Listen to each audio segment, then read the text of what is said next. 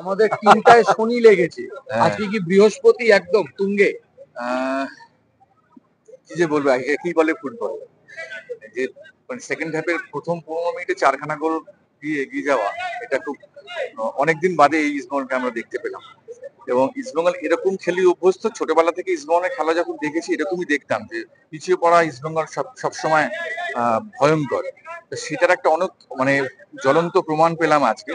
এবং আমার মনে হয় সেকেন্ড হাফে অস্কারের একটা সুন্দর চাল, সেটা হচ্ছে বিষ্ণুকে নামানো। এটাই একটা খেলার একটা বড় মোড় ঘোরালো। এবং তার সঙ্গে সঙ্গে টোটাল টিমটাই চার্জ আপ হয়ে খেলেছে সেকেন্ড হাফে। এই জয়টা আমাদের দরকার ছিল, একটা বুস্ট আপ হলো এই জয়টা। আমার মনে হয় আগামী দিনে এই জয়টা কাজে লাগবে। 2020 থেকে ইস্টবেঙ্গল যেটা টার্গেট করছে, প্রথমে প্রথমে 4 বা এখন 6-এর মধ্যে থাকা। এবছর আজকে যা ফুটবল দেখলেন, এই ফুটবল যদি খেলতে পারে তাহলে কি প্রথম 6 থাকতে পারবে? এই ফুটবলটা ধরে রাখার খুব দরকার। তবে একটা সুবিধা হচ্ছে হোম ক্রাউডে আমরা খেললাম, মানে হোম মাঠে ইস্টবেঙ্গল খেলছে। এরপরে কিন্তু সেকেন্ড যে ফেজ খেলা হবে সেই ফেজটা কিন্তু আরো কঠিন হবে।